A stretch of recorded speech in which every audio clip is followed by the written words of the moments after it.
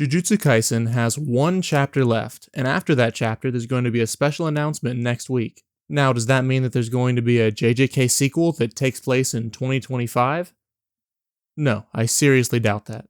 See, a lot of community members keep talking about the Culling Games not ending, a clan war being set up, and a lot of characters' stories not being wrapped up. However, I actually disagree with a lot of those points. So I basically wanted to talk about why, despite all of those points, the story will actually be concluding with chapter 271. Now, to start off, let's talk about the Culling Games. After reading chapter 270, I think it's become pretty apparent that the Culling Game plotline is over. Pretty much all of the previous Culling Game players are either dead or have had their stories concluded in one way or another. People such as Amai and Higuruma have gotten fairly solid conclusions as of chapter 270, and characters such as Kashimo and Ryu have been thoroughly diced up during the Shinjuku Showdown arc. Now, some fans may ask, what about Kenjaku and Tengen's barriers? Well, after reading chapter 270, I'd say it's fair to conclude that the Culling Games barriers will be coming down very shortly, as it was confirmed by Gaku Kanji that Tengen is, for all intents and purposes, dead, after being completely absorbed by Sukuna, who is, well, presumably also dead.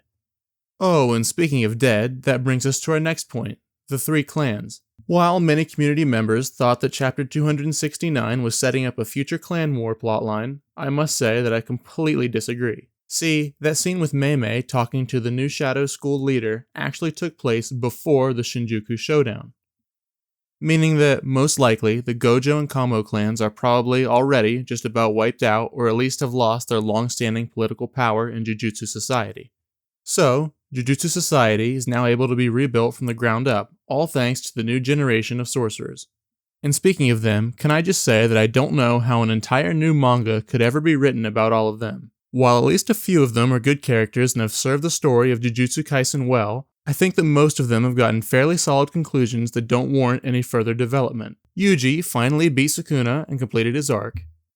Megumi has been freed from Sukuna's control and found a new reason to continue living. Nobara survived. Gojo completed his character arc of being the strongest and then subsequently died. And the King of Curses, Kenjaku, and Urame are all dead. So, all of the important characters have completed everything that they were made to do. But, some fans may ask, what about a new generation of sorcerers? And to that, I say, who needs them? Seriously, the Jujutsu High students can handle basically any threat from this point forward. When you have characters like Itadori Yuji, who has Sukuna's Shrine technique, blood manipulation, soul dismantles and punches, as well as the best control over black flashes that the world has ever seen, Shiguro Megumi, who has some version of the 10 Shadows, the only technique in the world that can be equal to the Gojo clan's Limitless technique, Nobara's overpowered Sukuna Slang Resonance technique, Higuruma Hiromi with his deadly sentencing domain expansion that can produce a sword that possesses instant killing capabilities,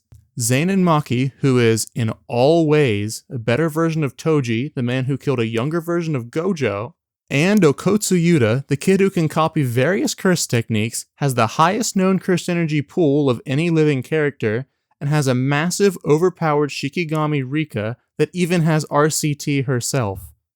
Oh, and did I mention that over half of those previous characters have RCT, and that they can all now learn Simple Domain thanks to Kusakabe taking over the new Shadow School and removing the restrictions. So, my point stands that almost no threat could ever stand a chance against the current JJK lineup.